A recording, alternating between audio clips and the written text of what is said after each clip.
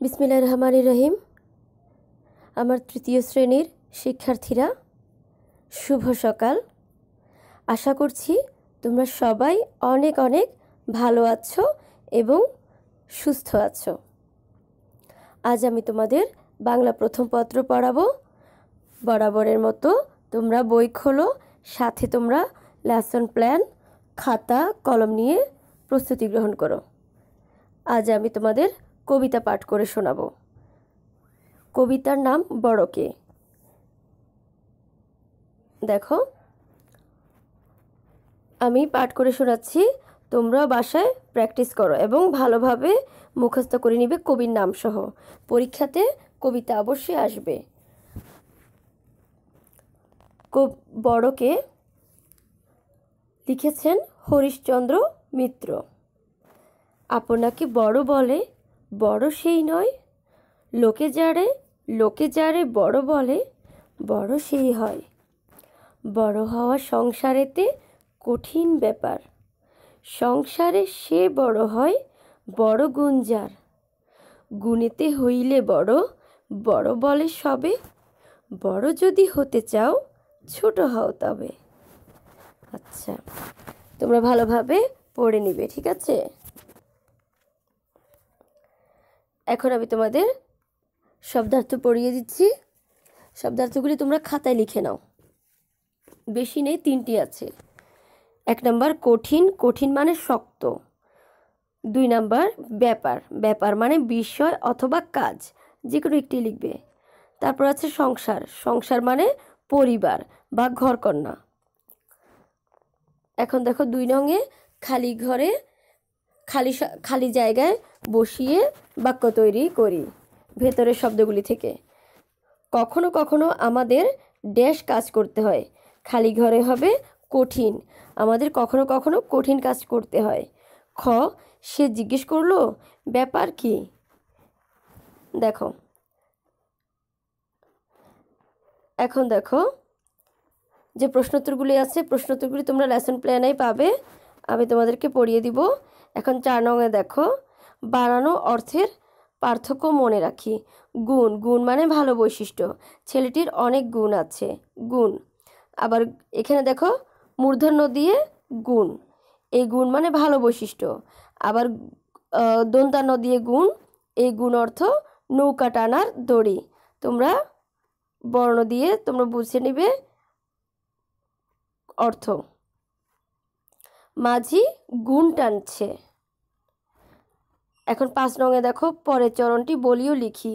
গুণেতে হইলে বড়, বড় বলে সবে। খালি ঘরে বড় বলে সবে। বড় যদি হতে চাও, ছোট হও তবে। এখন দেখো সঠিক উত্তর আছে প্রকৃত বড় কে। এখানে 4টি অপশন আছে।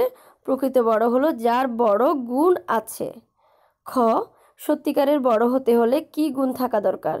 নিজেকে ছোট করে দেখা। 7 নঙে সংসারেতে মানে পৃথিবীতে বা জীবনে। বড় যদি হতে চাও মানে জীবনে সফল হতে হলে। ছোট হও মানে বিনয়ী হও অথবা অহংকার করো না। তাহলে কবিতা ভালো করে শিখবে এবং আবৃত্তি করবে, ঠিক আছে?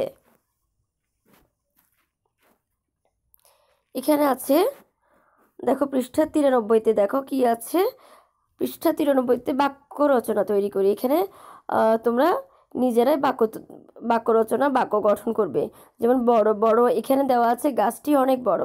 ছোট, ছোট তোমরা যে কোনো একটি লিখতে পারবে, নিজেরা বানিয়ে লিখবে, ঠিক আছে?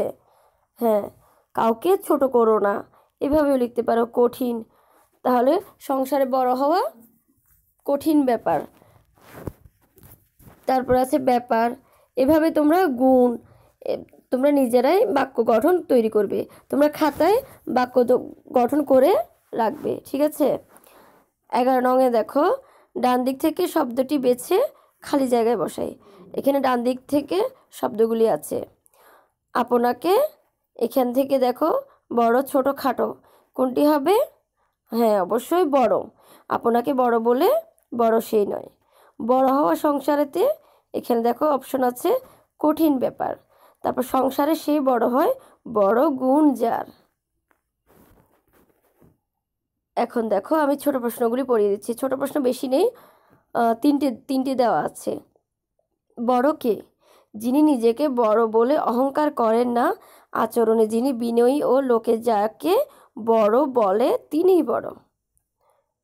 সংসারে কিভাবে বড় হওয়া যায়? উত্তর, সংসারে বড় হতে হলে বিনয়ী হতে হবে। মহৎ গুণাবলীর অধিকারী হলে সংসারে বড় হওয়া যায়।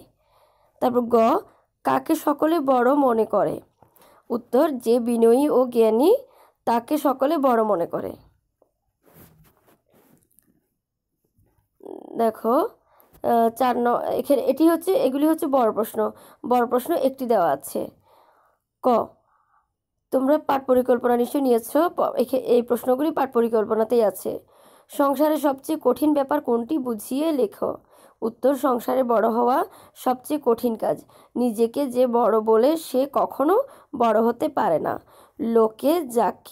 লোকে যারে বড় বলে সেই প্রকৃত বড়, আর তাকে নিজের কর্মদক্ষতা ও নীতিনৈতিকতা দিয়ে সকলের মন জয় করতে হয়, যা খুব কঠিন। তাই সংসারে বড় হওয়া কঠিন কাজ।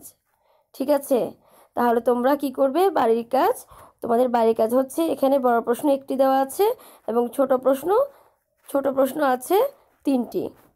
এই ক, খ, গ এই তিনটি ছোট প্রশ্ন এবং বড় প্রশ্ন একটি তোমরা SW খাতায় লিখে ফেলবে। তোমাদেরকে যখন বলা হবে তোমরা অবশ্যই PDF করে SW করে PDF করার পর তারপরে গ্রুপে জমা দিবে। ঠিক আছে, আর বেশি সময় নেই। তোমরা যেদিনকার পড়া সেদিনই তোমরা শেষ করবে এবং সেদিনই তোমরা SW করে ফেলবে, তাহলে তোমাদের কাজ বেশি হয়ে থাকবে না। আজকের কাজ যদি তোমরা কালকের জন্য ফেলে রাখো তাহলে এরকমভাবে কাজ জমে অনেক, তখন একসাথে কাজ করতে তোমাদের কষ্ট হয়ে যাবে।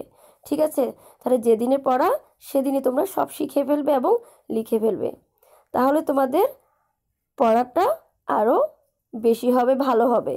ঠিক আছে, তাহলে তোমরা তোমাদের সাথে পরবর্তী ক্লাসে আবার দেখা হবে। তোমরা ভালো থেকো, সুস্থ থেকো। আল্লাহ হাফেজ।